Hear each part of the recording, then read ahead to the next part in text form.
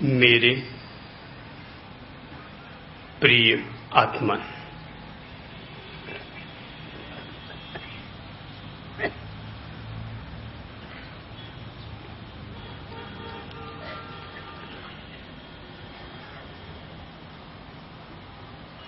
अपनी बात की शुरुआत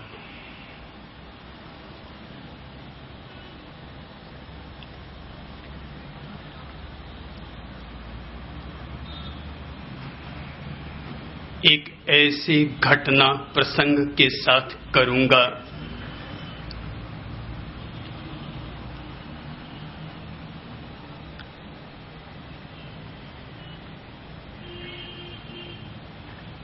जिस घटना पर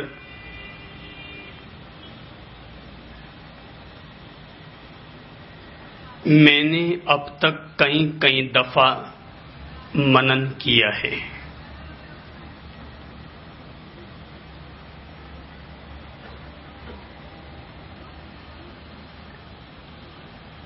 एक अधिसंपन्न अमीर व्यक्ति ने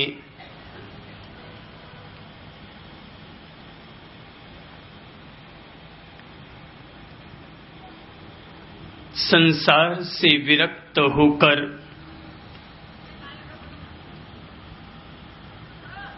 संन्यास ग्रहण कर लिया।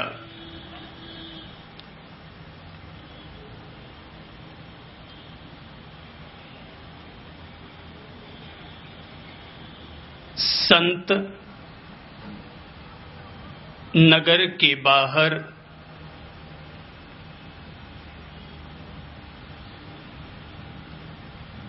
एक छोटी सी कुटिया में रहता।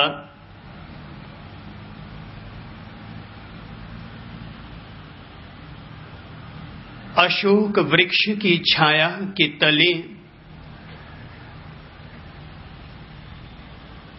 वह अपनी शांति, स्वस्ति और मुक्ति की साधना किया करता।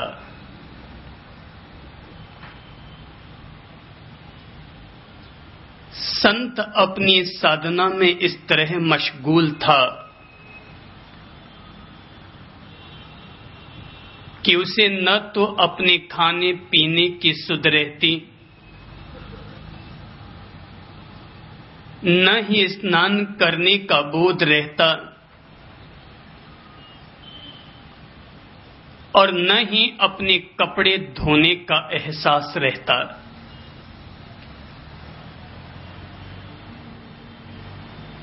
रात दिन बस वह अपने अंतर्ध्यान में, अंतर साधना में लगा हुआ रहता।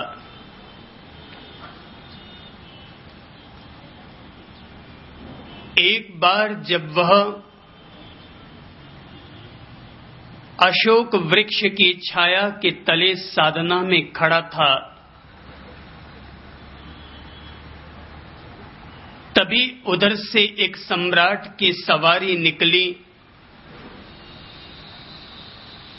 जो कि अपने गुरु के दर्शन के लिए जा रहा था।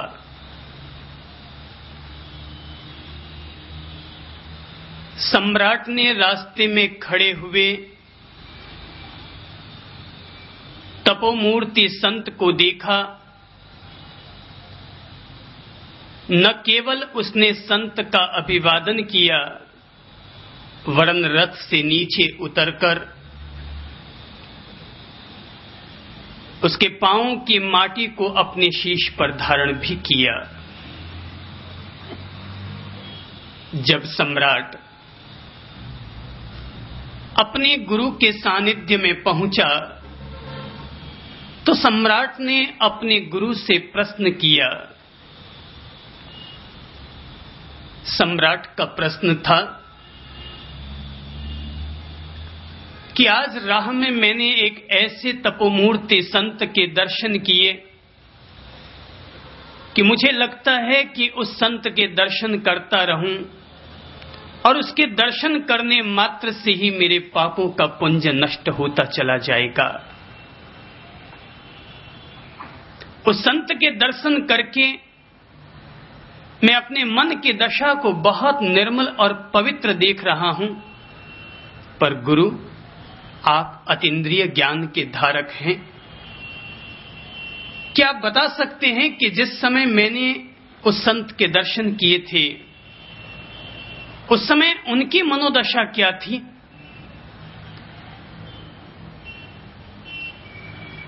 क्या आप उस मनोदशा को समझ और पढ़ पा रहे हैं? गुरु एक रहस्यमयी मुस्कान के साथ कहने लगे, सम्राट, सच्चाई तो यह है कि जिस क्षण तुमने उस संत के दर्शन किए, उस क्षण उस संत की मनोदशा ऐसी हो चली थी कि उस समय अगर उनकी मृत्यु होती तो उनको 7वीं नरक मिलती।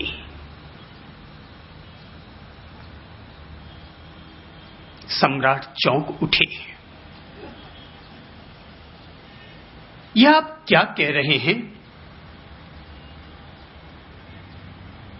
जिस संत ने अपने आप में अपनी अमीरी का त्याग किया, सांसारिक सुख भोगों का त्याग किया, परम साधना में जो व्यक्ति तत्पर है, उस व्यक्ति के जिस क्षण मैंने दर्शन किए, अगर उस क्षण उनकी मृत्यु होती तो 7वीं नरक मिलती।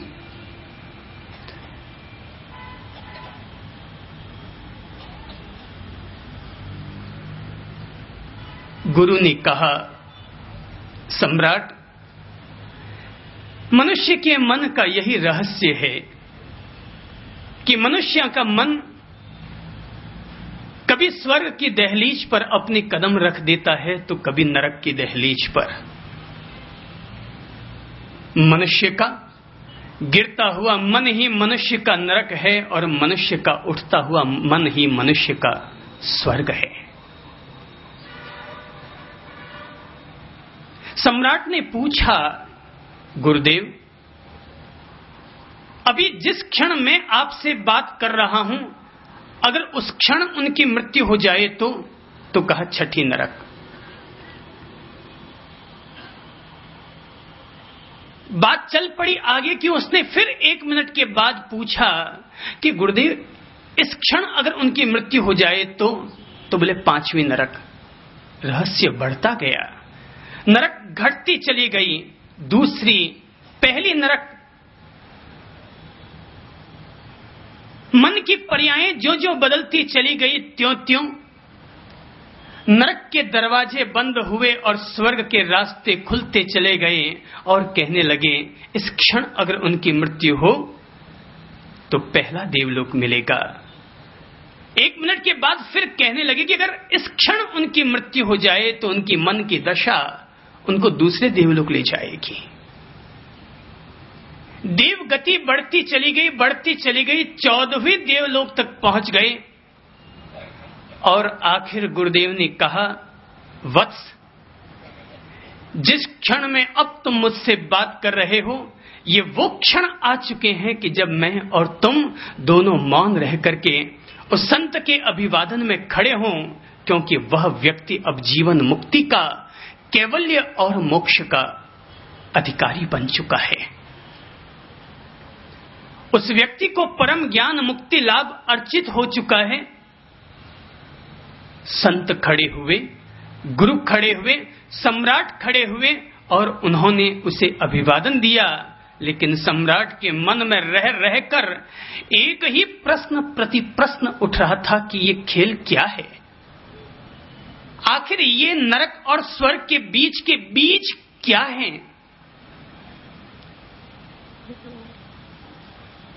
गुरु ने स्पष्ट किया, वत्स, जिस क्षण तुम आ रहे थे, उसी क्षण तुम्हारे साथ चल रहे तुम्हारे अपने अंगरक्षकों ने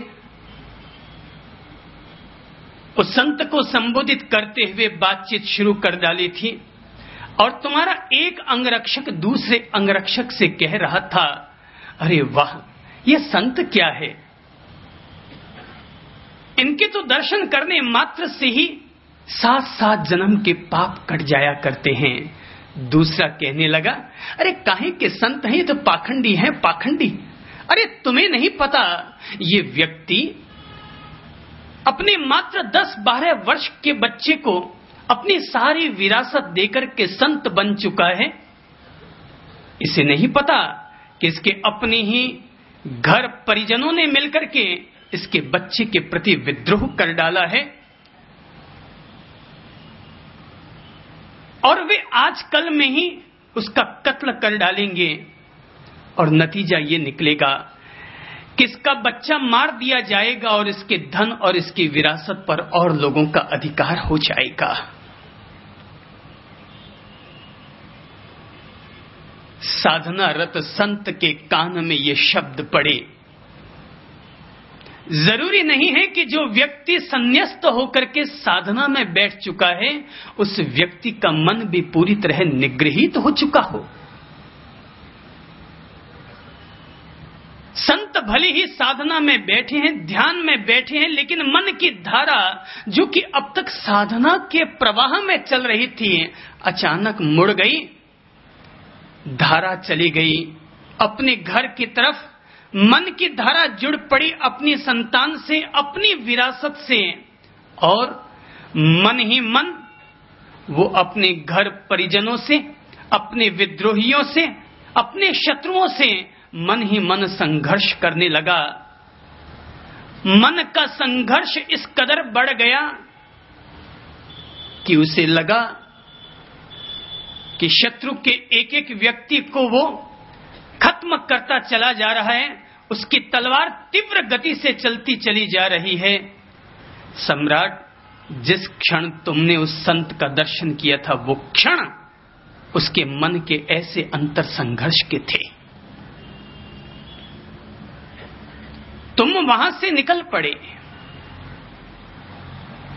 संत लगातार युद्ध करते चले जा रहे थे मन ही मन, और जब लड़ते लड़ते लगा कि विद्रोही सेना और उसके प्रमुख लोग बिल्कुल आमने सामने आ चुके हैं, उसके हाथ में तलवार भी न रही, उसे लगा कि मेरे शत्रुओं को नष्ट करने के लिए भले ही मेरे पास अब तलवार न बची हो, लेकिन मेरे माथे पर रखा हुआ मुकुट वो अभी भी इतना तीक्ष्ण है। माथे पर रखा हुआ मुकुट इतना तीक्ष्ण है कि उसके तीक्ष्ण धार से भी मैं अपने शत्रुओं को खत्म कर सकता हूं। और ये सोचते हुए जैसे ही संत का हाथ अपने माथे पर गया कि चौंक पड़ा, अरे ये क्या? संत की मन की धारा जो अब तक ठेठ 7वीं नरक तक जा चुकी थी संघर्ष करते हुए, मन ही मन हिंसा प्रतिहिंसा करते हुए, वही संत लौट आया अपने आप में और उसके मनन की धारा बदल गई। उसे लगा कौन पुत्र, कौन सी विरासत, कौन सा धन, कौन सी जमीन, कौन सा जायदाद, मैं तो संन्यस्त हो चुका। अरे न जाने मैंने अपने मन की धाराओं को कहां दूषित कर डाला, और मैंने अपनी मन की धाराओं को न जाना कितना निकृष्टतम कर डाला। मुझे खेद है, मुझे ग्लानि है अपने मन की दशाओं पर। और उसी क्षण वो अपने आप में वापस लौट आया और लौटता चला गया, अपने आप में आता चला गया। मन का संघर्ष में बहना नरक की यात्रा थी और मन का वापस अपने आप में लौट आना स्वर्ग की दहलीज पर कदम बढ़ाना था।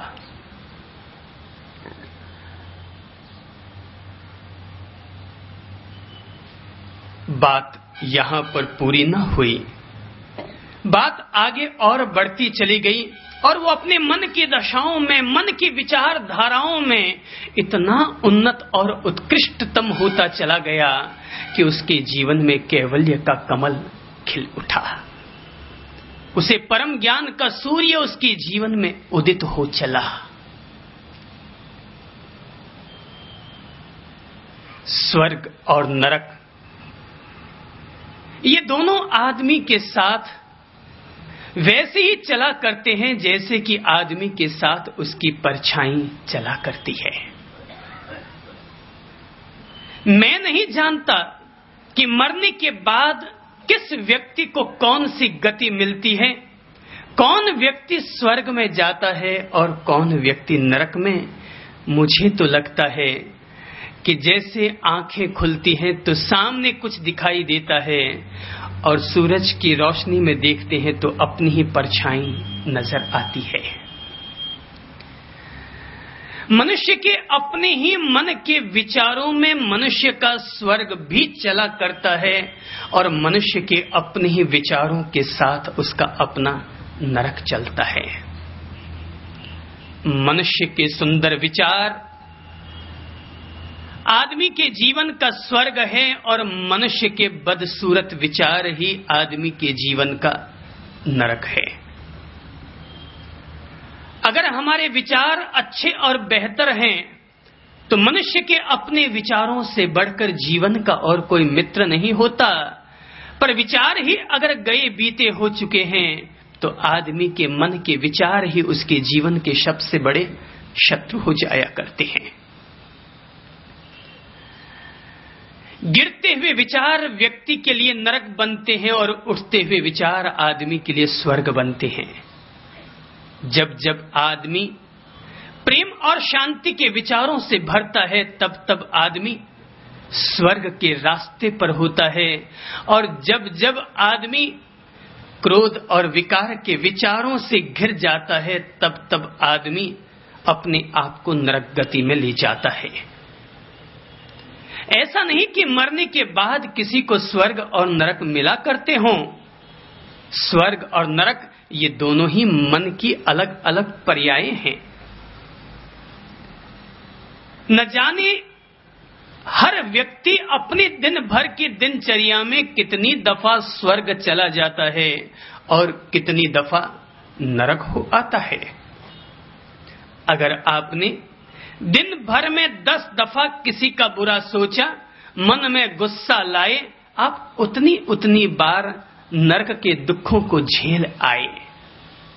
जितनी बार आपके दिलों में लोगों के लिए मोहब्बत पैदा हुई, आपके दिल में औरों के लिए प्रेम, करुणा और शांति घटित हुई, उतनी बार आप या मैं, हम सब लोग स्वर्ग का सुकून प्राप्त कर चुके।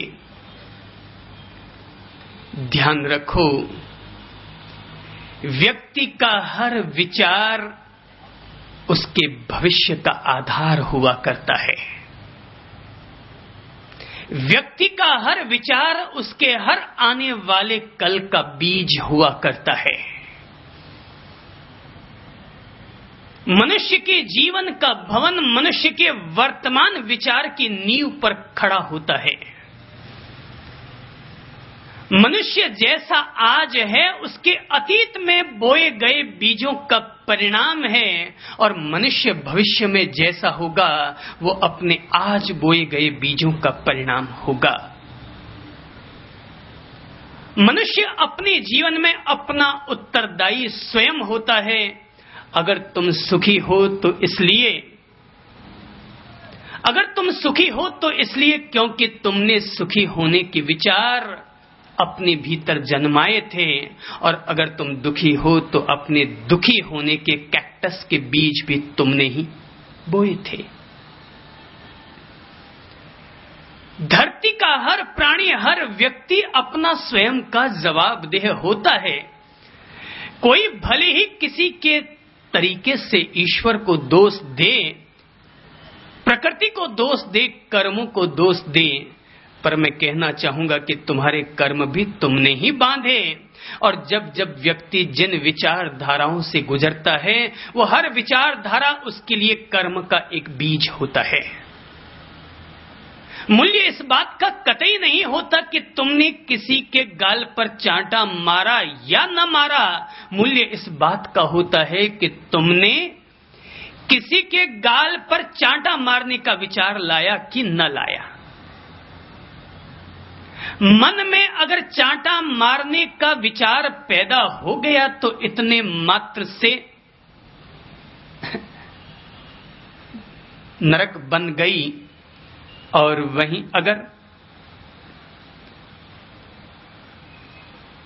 जो व्यक्ति विचार को प्रकट करता है मन में आ चुके बुरे विचार को प्रकट करता है, तो प्रकट किया हुआ विचार व्यक्ति के जीवन का अपराध बन जाता है और अप्रगट में रहा हुआ मानसिक विचार व्यक्ति के जीवन का पाप हो जाता है।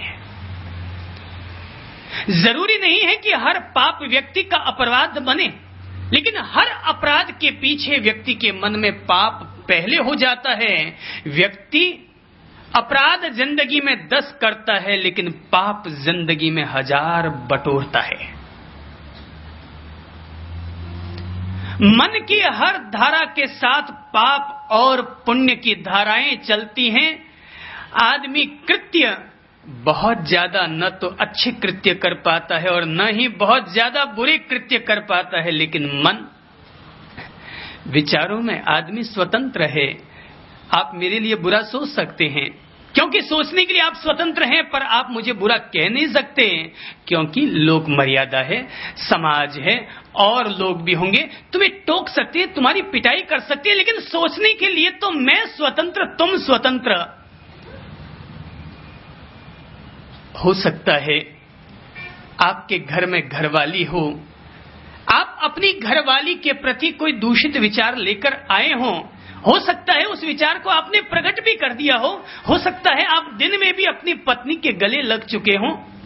आप दोषी न कहलाएंगे, पर संभव है आपकी पत्नी की छोटी बहन आपके घर में आई है, आपके मन में उसके प्रति दोष के भाव पैदा हो चुके हैं। पाप का अनुबंध व्यक्ति के कृत्य से कम होता है, व्यक्ति के मन में उठने वाले संकल्प विकल्प से अधिक होता है। इसलिए जिंदगी में अगर कोई भी व्यक्ति धर्म का मर्म अगर समझना चाहता है, तो मैं कहना चाहूंगा कि व्यक्ति के मन में उठने वाले अच्छे बुरे विचार ही मनुष्य के हर स्वर्ग और नरक का निर्धारण किया करते हैं।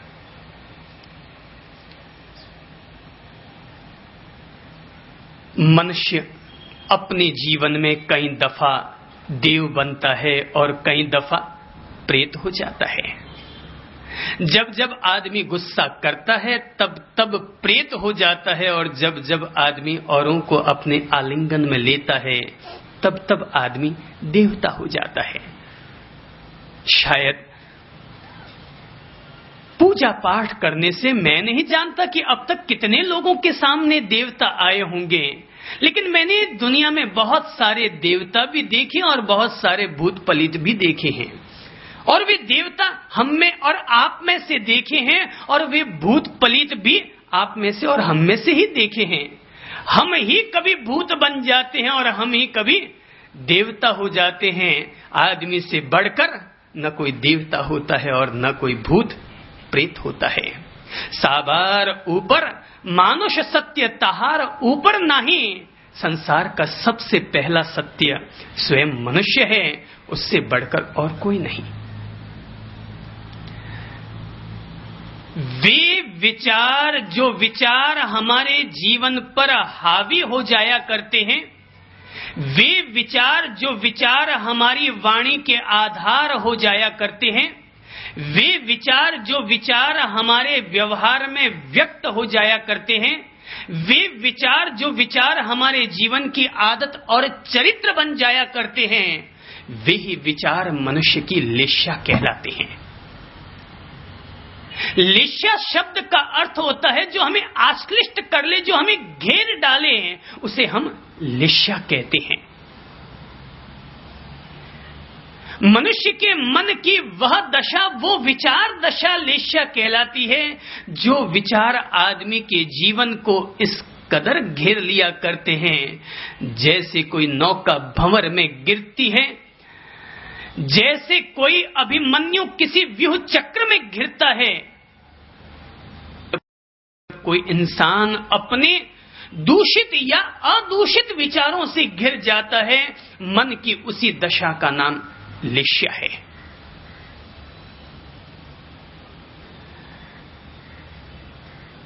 मनुष्य के जैसे विचार मनुष्य की वैसी लेश्या, और जैसे मनुष्य की लेश्या मनुष्य का वैसा ही आभा मंडल।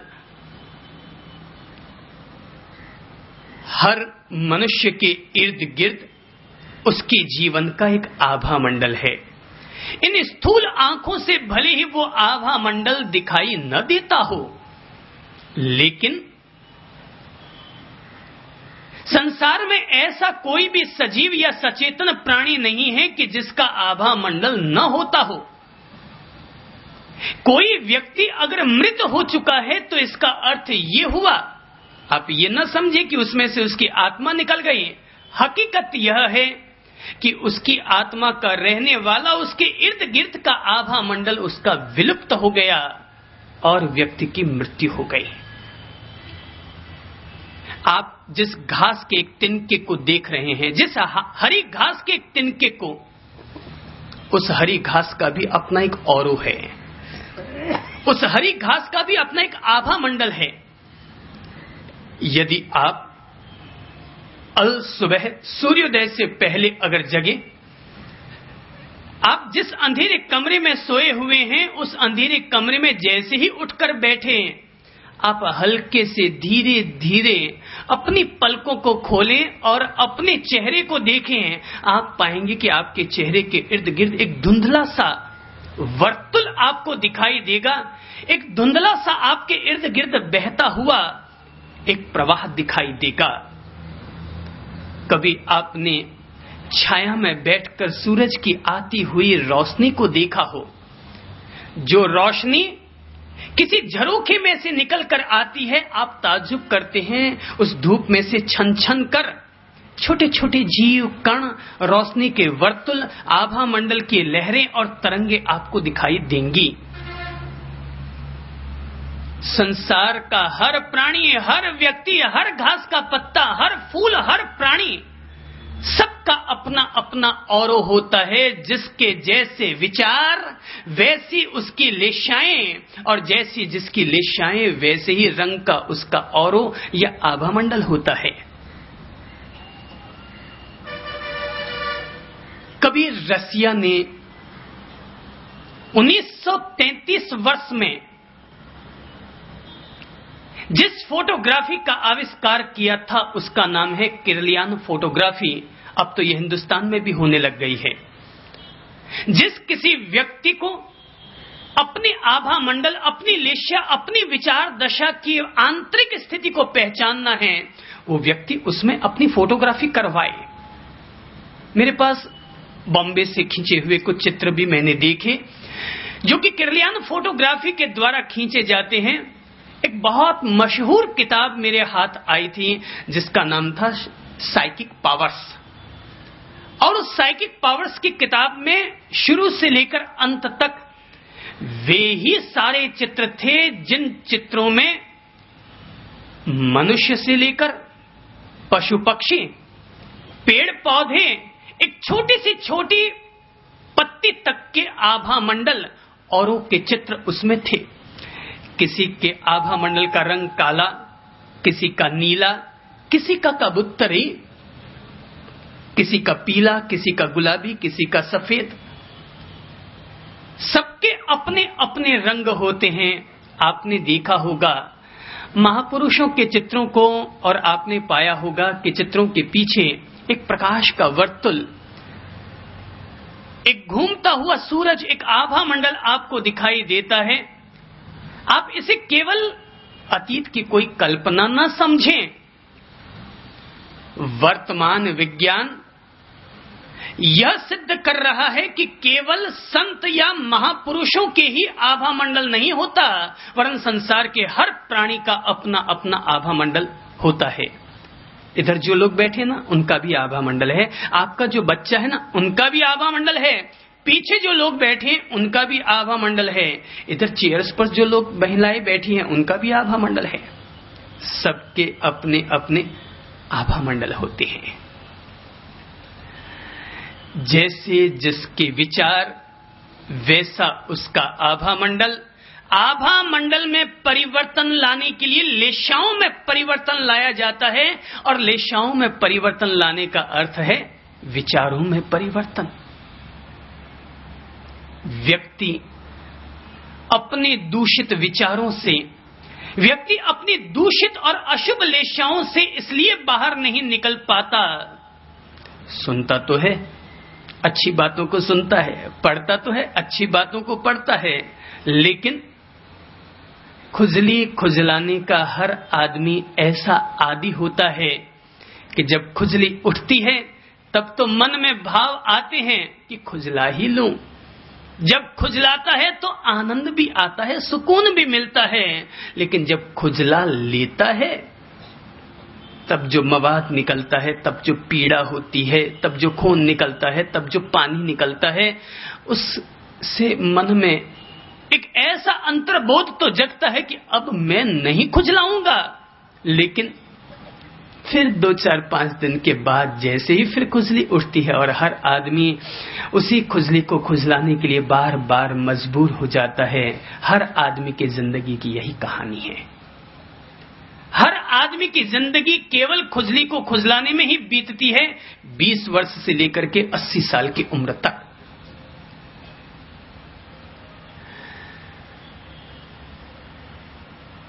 एक अंधा व्यक्ति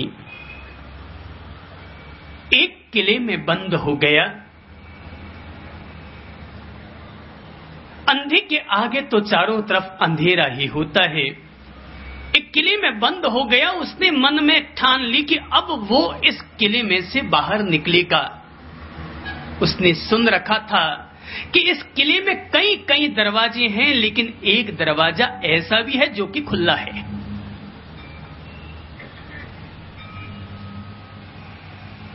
बस अंधा आदमी निकल पड़ा। उसने दीवार पकड़ ली, दीवार के सहारे चलने लगा, हाथ दीवारों पर लगा दिए, धीरे धीरे धीरे धीरे चलता चला जा रहा है।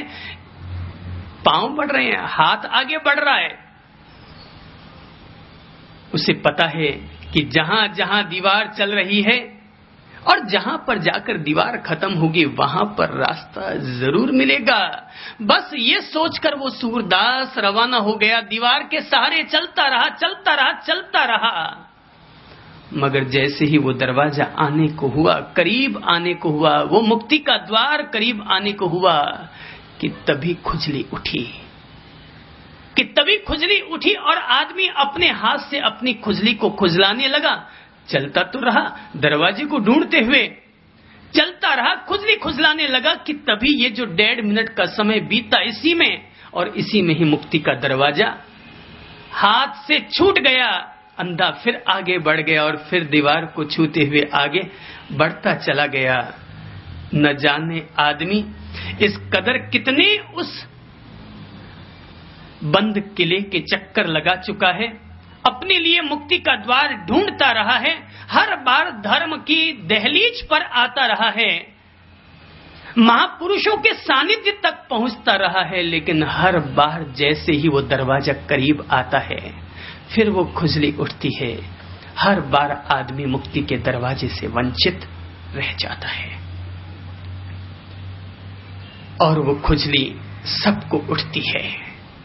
छोटे से छोटे पशु को भी उठती है, पक्षी को भी उठती है, एक कीड़ी और एक मकोड़ी को भी खुजली उठती है। आदमी को उठती हो इसमें कोई आश्चर्य की बात नहीं है, प्राणी मात्र की वो खुजली उठा करती है।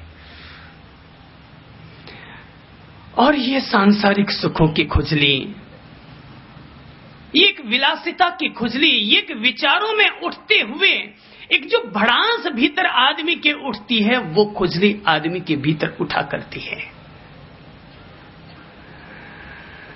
और इन भड़ासों पर कोई व्यक्ति अगर जीत पा सकता है तो वही व्यक्ति विजय प्राप्त कर सकता है, जो व्यक्ति अपनी मन के विचारों और दशाओं को समझे, अपनी लेशाओं को समझे। बाहर की प्रतिज्ञाओं से, बाहर के नियमों से आज तक किसी की लेशाएं बदली नहीं है, विचार बदले नहीं हैं। वही व्यक्ति बदलता है जो व्यक्ति का अंतर्मन बदला करता है।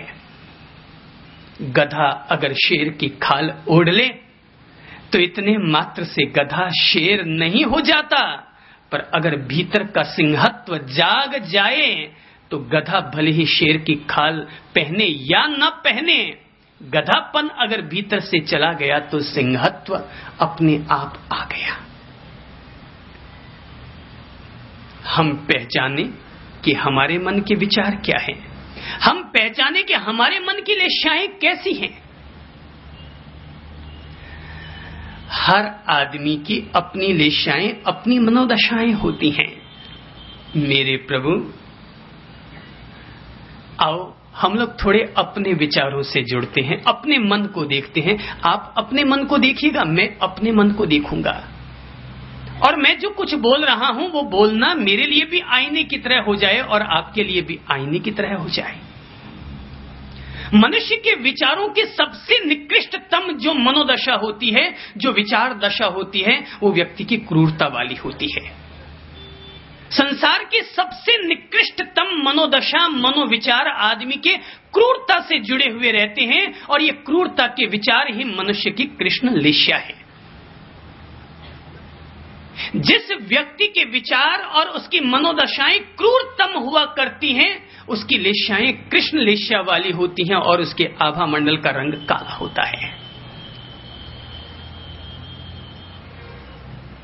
अगर कोई व्यक्ति मनुष्य को समझना शुरू करे तो शायद ये जानकर वो आश्चर्य करेगा कि धरती पर मनुष्य से ज्यादा क्रूर दुनिया का और कोई प्राणी नहीं होता। माना शेर हिंसक होता है, माना कि चीता हिंसक होता है, बाज और गीद हिंसक होते हैं, पर मनुष्य के दांत, नाखून उसके मन के इतने तीखे और नुकीले होते हैं कि मनुष्य से ज्यादा हिंसक और बर्बर जानवर दुनिया में और कोई नहीं होता। मनुष्य से ज्यादा। ये जो हम लोग अपने आप में अच्छे कपड़े पहने हुए, अच्छे पदों पर बैठे हुए लोग जो दिखाई देते हैं, ये तो व्यक्ति स्वयं ही समझ सकता है कि उसके भीतर क्रूरता कितनी है। शांत, हर आदमी शांत रहता है, लेकिन कब आदमी क्रूर बन जाए कहा नहीं जा सकता। जरूर कोई महिला अगर अपनी आत्महत्या करती है तो किसी ने उस पर ऐसे क्रूरतापूर्ण जुल्म किए होंगे कि जिसके चलते उसे आत्महत्या करने के लिए विवश होना पड़ा होगा। चाहे आपने मानसिक रूप से उस पर क्रूरता बरती हो कि वैचारिक रूप पर, या आर्थिक तौर पर, या व्यवहारिक तौर पर।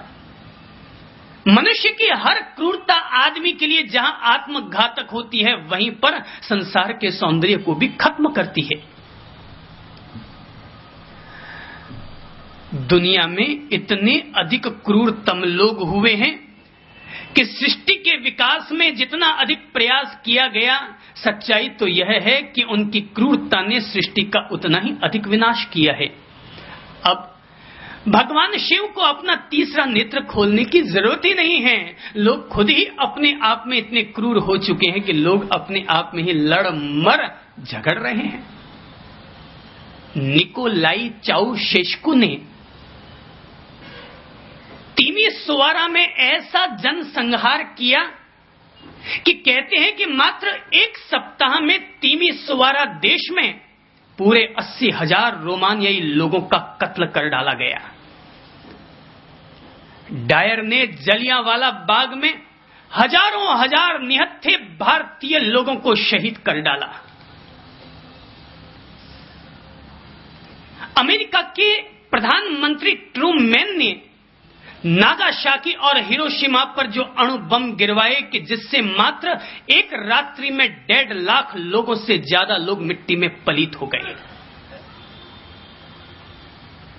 केवल बांग्लादेश जिस दिन आजाद हुआ था, उस दिन लाखों लाख लोग बांग्लादेश में कत्ल कर दिए गए।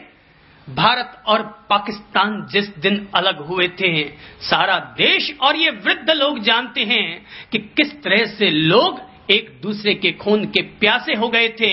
लोग भूल गए थे कि और कौन मुसलमान, लोग भूल गए कि तुम किस कुल वंश। अहिंसा और शांति में विश्वास रखने वाले लोग केवल खून के प्यासे होकर भूत पलीत प्रेत हो गए। जो दिखे दूसरी कौम का मारो, काटो, छीनो, पकटो। क्रूरता हम में से ही लोग क्रूर पैदा होकर आते हैं। यह हम में से ही होने वाली निकृष्टतम स्थिति है जो मनुष्य के मन को दूषित करती है, जीवन दूषित करती है, दुनिया दूषित होती है। मैंने पढ़ा है एक ऐसे हत्यारे के बारे में जो हत्यारा अर्धरात्रि को लोगों के घरों में पहुंचता, पता चलता कि उस घर में अकेली महिला रहती है, वो वहां जाता, उससे बलात्कार करता, फिर उसकी हत्या करता और उसके बाद उसके अंगों को काटता, उसके शरीर के एक एक अंगों को काटता, गला अलग काटता, गाल को ढंग से काटता, उसकी छाती को काटता, उसके एक एक अंगों को काटकर पूरे मकान में उसको सजाता और सुबह 4 बजे वहां से गायब हो जाता। क्रूरता, ये आदमी की क्रूरता। हाँ, ये आदमी की गिरती हुई अवस्थाएं हैं मेरे प्रभु। नादिर शाह जब दिल्ली में लाल किले के दरवाजे पर खड़ा था और दिल्ली को निहार रहा था कि इतने में ही किसी बच्चे ने आम का फल तोड़ने के लिए कंकर फेंका, एक पत्थर फेंका। बच्चे का निशाना चूक गया, आम पर न लगा और जाकर के वो पड़ा नादिर शाह की आंख पर।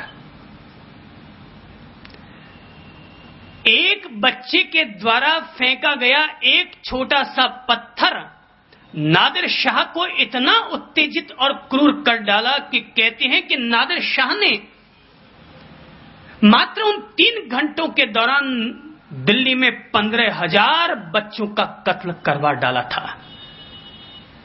चंगेज खां जब नीलगिरी की घाटियों से गुजर रहा था और एक हाथी का पांव फिसल गया, हाथी की चिंगाड़ के साथ हाथी नीलगिरी की घाटियों में गिर पड़ा।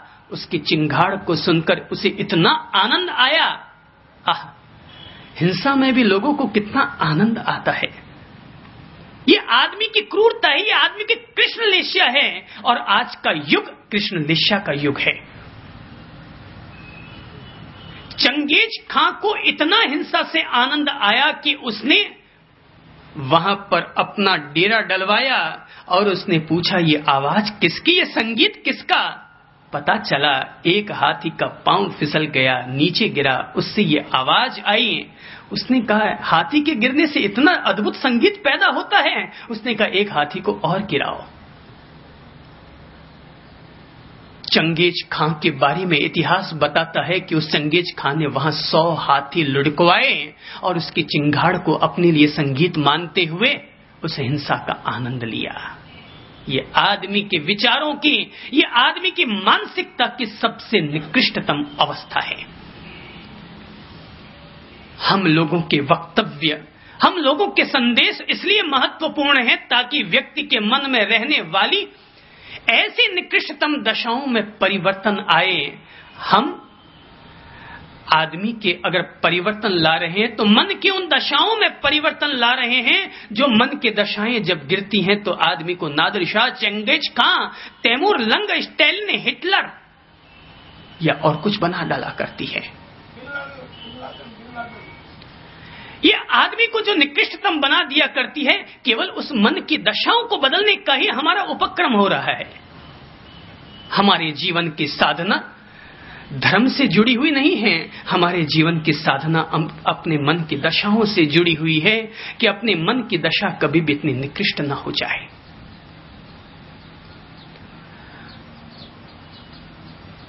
अगर हमारे वक्तव्यों की कोई सार्थकता है तो केवल यही सार्थकता है कि वो आपके दिलों में उतरे और आपके मन की दशाओं को निर्मल कर सके।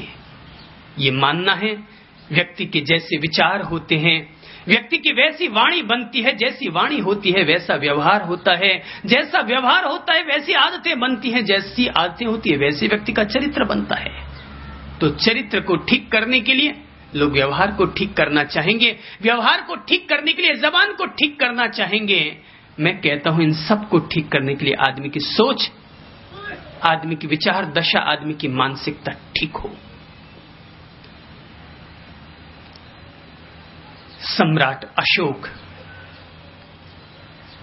कलिंग युद्ध लड़ चुके थे और अपने तंबुओं में रहकर विजय महोत्सव संपन्न कर रहे थे कि तभी एक बौद्ध भिक्षु उनके तंबू में पहुंचा और आकर कहने लगा, सम्राट अशोक, आप जिस विजय का महोत्सव मना रहे हैं उसका स्थान ये तंबू नहीं है, अगर आपको विजय का महोत्सव मनाना है तो आप आइए मेरे साथ, मैं आपको लेकर चलता हूं जहां आपको असली विजय का महोत्सव मनाना चाहिए। सम्राट अशोक पूछते हैं, कौन सा है वो स्थान जहां रह करके मुझे अपने कलिंग विजय का महोत्सव संपन्न करना चाहिए? भिक्षु कहता है, आओ अशोक मेरे साथ। और तब वो उसे कलिंग युद्ध के मैदान में लेकर जाता है और कहता है, महोत्सव मनाने से पहले अशोक तुम 3 मिनट तक यहां मौन पूर्वक खड़े रहो। बौद्ध भिक्षु इतना कहकर चुप हो गया, लेकिन अशोक अपने कानों से सुन रहा है। वहां पर लाखों लाख जो मरे हुए घायल जो लोग पड़े हैं, वे अशोक को दुराशीसें दे रहे हैं। अशोक, तेरी 7 पीढ़ियों का कोड फूटे, तेरी 7 पीढ़ियों का नाश हो। तूने बेफालतू लोगों का इतने कत्ले आम करवा दिया। न जाने तुमने कितनी बहनों के राखियां छीन डाली, न जाने तुमने कितनी महिलाओं के सिंदूर की होली खेल डाली है, और न जाने तूने कितनी माताओं की गोदें सूनी कर डाली हैं। लोग अशोक को बद्दुआएं दे रहे थे। उन बद्दुआओं को सुनकर अशोक के कान और मन ऐसा झंझुड़ पड़ा कि उसने अपने कान बंद कर डाले और बौद्ध भिक्षु से कहा कि बौद्ध भिक्षु, तुम मुझे कहां लेकर आ गया? भिक्षु ने कहा, अशोक तुम विजय महोत्सव मना रहे थे ना? किस बात का विजय महोत्सव मना रहे हो? तुमने ये जो इतनी क्रूरता खेली, क्या उसका विजय महोत्सव? लाखों लाख लोगों का तूने कत्ल करवा दिया और तुम अपने आप में विजय महोत्सव मना रहे हो।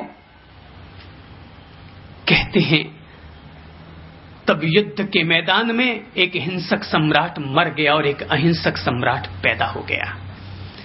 दुनिया के इतिहास में, अहिंसा के इतिहास में, मानवता के इतिहास में तब एक ऐसे सम्राट का जन्म हो गया जिस सम्राट पर स्वयं अहिंसा और शांति को भी गर्व हुआ। भिक्षु का अर्थ, संत का अर्थ, मुनि का औचित्य ही केवल यही है कि जो समाज में या इंसानियत में इस तरह के जो क्रूर लोग पैदा हो जाते हैं, उन लोगों के दिलों को जाकर वो बदले। मेरी एक बहुत प्यारी साध्वी हुई है, जिस साध्वी का नाम था राबिया। इस्लाम धर्म की यह साध्वी सन 711 में जन्मी और 84 वर्ष की उम्र में चल बसी।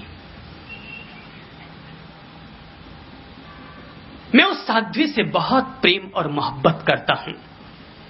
उस साध्वी के जीवन के जब घटना प्रसंगों को जब तब पढ़ता हूं तो चित्त में बहुत सुकून और आनंद मिलता है। राबिया के जीवन की जो सबसे पहली शुरुआती घटना है, आज मैं वही घटना कह देता हूं।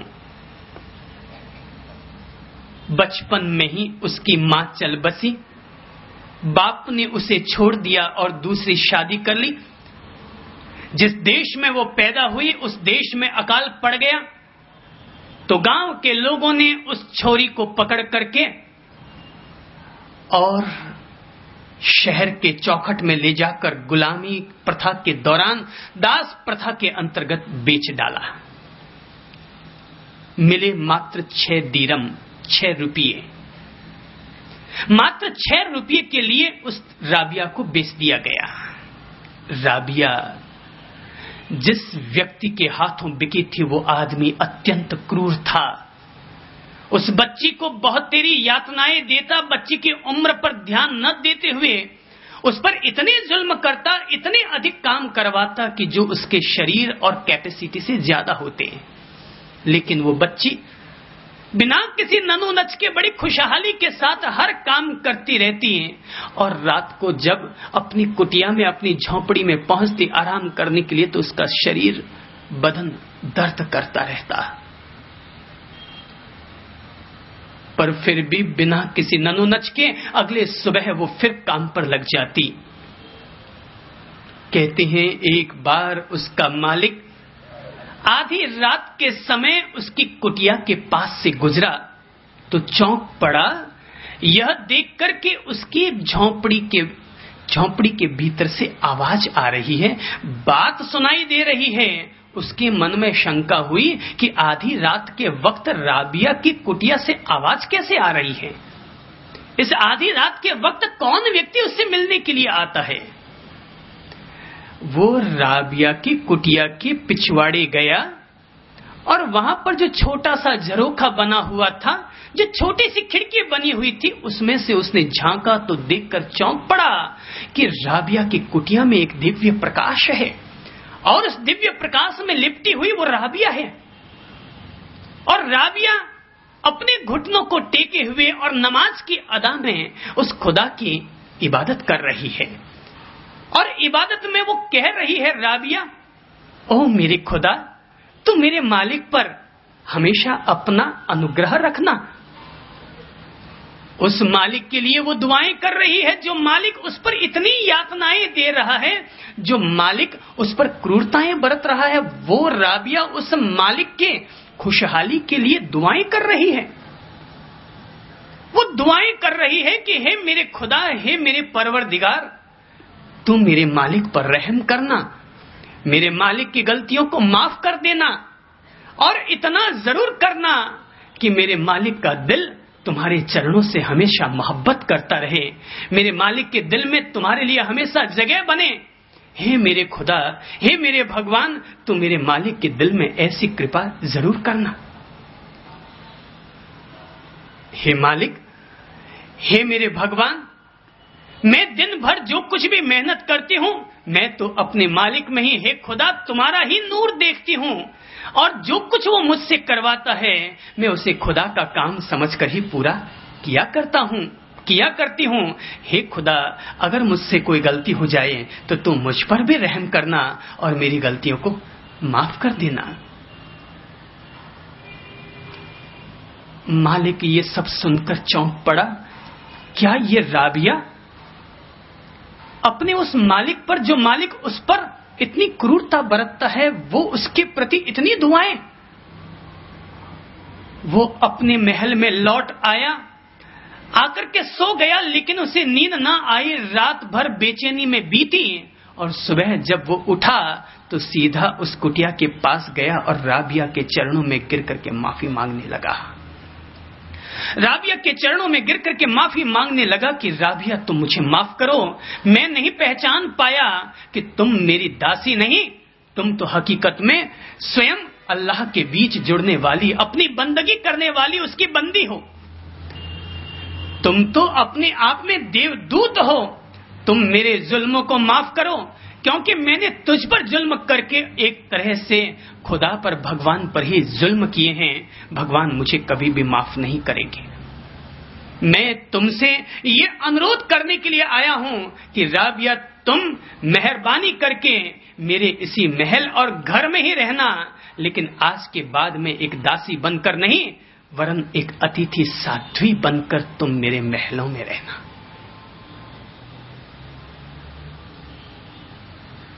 संत लोग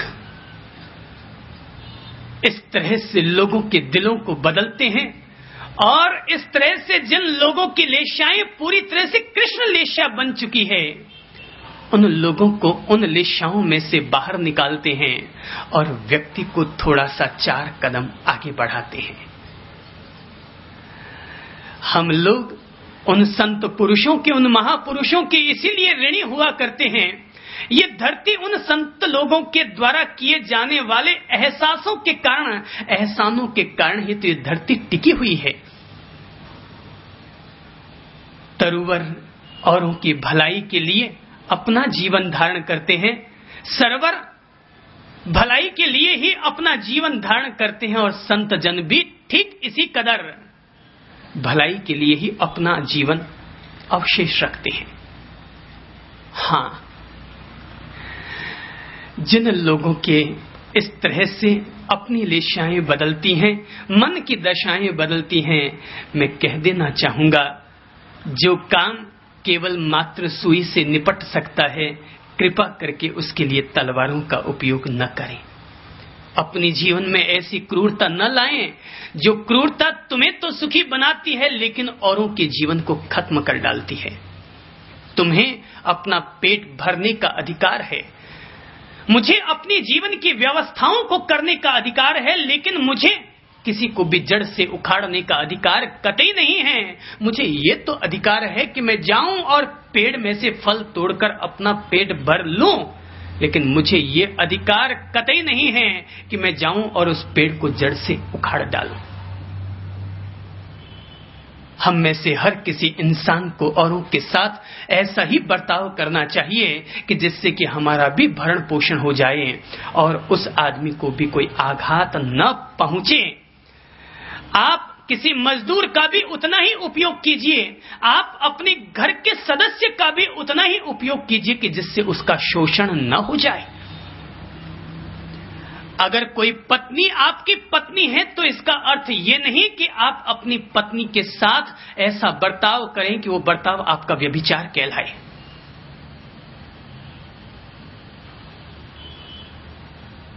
कृष्ण लिस्या अगर किसी की है वो पहचाने धैर्यपूर्वक।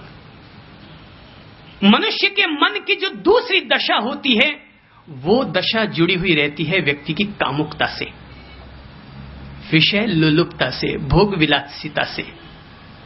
हम पहचान लें, अपने मन को देखें कि हमारे मन की दशाएं क्या है। कहीं ऐसा तो नहीं कि हमारे के मन की दशाओं में हर समय काम की, भोग की, उपभोग की धाराएं ही बहती रहती हों। बहुत निकृष्ट दशा है ये भी मन की, विचारों की दशा बड़ी गंदी है ये। आज का वातावरण बहुत दूषित हो चुका है प्रभु। सारा वातावरण इतना दूषित हो गया है कि सड़क पर अगर किसी बोर्ड को देखो तो वो बोर्ड दूषित, किसी फिल्म को देखो तो फिल्म दूषित, टीवी को देखो तो टीवी दूषित, और गीत संगीत सुनो तो वे दूषित। मैं फिल्मों का विरोधी नहीं हूं, मैं संगीत का विरोधी नहीं हूं, लेकिन हमें इतना तो सोचना ही होगा ना कि कौन सी कैसेट चलाएं जो कैसेट हमारे घर के संस्कारों को सुरक्षित रख ले। कौन सी फिल्म देखें कि जिन फिल्मों को देखने से हमारे घर के संस्कार खंडित न हो। आप जिस फिल्म को देख रहे हैं संभव है वो केवल वयस्कों के लिए हो, यह भी संभव है कि जिस फिल्म को ससुर देख रहा है उसी फिल्म को बहू भी पास बैठकर देख रही है और उसी फिल्म को पोता भी पास में बैठकर देख रहा है। तो फिर सावधान, आप जब फिल्म पूरी करके अपने कमरे में जाएंगे ना तो पोता अपने बिस्तर पर बैठा हुआ, सोया हुआ, दूषित विचारों में घिरता रहेगा। ओ, तो जो फिल्म में मैंने दृश्य देखा था कि एक मम्मी पापा आपस में मिल रहे हैं, तो कमरे में भी मेरे मम्मी पापा आपस में मिल रहे हैं। तब बच्चा खड़ा होगा और जिस दरवाजे को आपने बंद किया हुआ है उसके चाबी के छेद में से बच्चा अंदर झांक कर देखना चाहेगा। दूषित पत्र पत्रिकाएं दूषित। सुबह उठकर जो अखबार आप पढ़ते हैं, कहीं ऐसा तो नहीं है कि उस अखबार में ऐसे दूषित चित्र हों कि जो चित्र अगर आपकी बहन देखे तो आप मना कर देंगे, नहीं इस अखबार को मत पढ़ो। आज अगर राजस्थान के दो मशहूर अखबार, अगर मैं नाम भी ले लूं तो भी कोई हर्जा नहीं, राजस्थान पत्रिका और दैनिक भास्कर आदरणीय अखबार हैं और हम लोगों का ये विश्वास है वो हमें बहुत अच्छे संदेश देते होंगे, लेकिन मार्केटिंग के चक्कर में, एक दूसरे को गिराने के चक्कर में, एक दूसरे के साथ प्रतिस्पर्धा के चक्कर में अपने अखबारों का, अपने ज्ञान का, अपने संस्कृति का ऐसा निकृष्टतम रूप देने लग गए हैं कि अब अखबार उठाते हैं तो पहला चित्र वो खुद ही ऐसा छापना पसंद करते हैं जिस चित्र को देखना हर आदमी चाहे। तो ऐसे ऐसे चित्र छापेंगे। कादम्बिनी जैसे पत्रिकाएं, जो साहित्यिक पत्रिकाएं होती है, वो भी ऐसी छाती वाली नारियों के चित्र छापेंगे, ये करेंगे वो करेंगे। अरे भाई, थोड़ा सा ढका हुआ भी तो रहने दो, नंगे तो सारे ही हैं, तुम तो कम से कम अपने ज्ञान के द्वारा लोगों को ढका हुआ रहने दो, उनको ऐसा मार्गदर्शन दो वो किताब ही किताब कहलाती है, वो अखबार ही अखबार कहलाता है कि जिसको पढ़ने से आदमी के मन की दशाएं बेहतर बनती हो। और अगर वैसा नहीं है तो न वो अखबार अखबार है, न वो किताब किताब है। मैं कहूंगा किताब वो कचरा है। किताब तो जीवन की सबसे अच्छी सहेलियां होती हैं। जीवन में ऐसी 2, 4, 10, 20 किताबें हमेशा अपने पास रखनी चाहिए कि जब भी जरूरत लगे किताब को पढ़ा, मन को अच्छा मार्गदर्शन मिला और आप अपनी रोजमर्रा की जिंदगी से जुड़ गए। कृपा करके ऐसी किताबें अपने पास रखो कि जिन किताबों से आपके मन का मार्गदर्शन हो सकता हो। रैगिंग, निरोध, गर्भपात, इन सब चीजों ने मिलकर के आदमी के मन की कामुकता को और अधिक बढ़ावा दिया है। अब शील की बात तो दूर हो गई। अब वो जो बातें थी कि महासतियां होती थी, सतीत्व में इतना तेज होता था, अब वो सब बातें रामायण और महाभारत की बातें हो गई, पुराने युग की बातें हो गई हैं। अब तो अगर पति थोड़ा सा चूंचा कर ले, फट से पत्नी कह देती है जाओ मैं तो तलाक लेने को तैयार हूं। और बेटी का बाप भी उसको ये प्रोत्साहन देता है कि अगर थोड़ा सा भी लपड़ चपड़ करे ना तो चिंता मत करना, वापस चली आना, दूसरे से कर देंगे। अरे भाई ये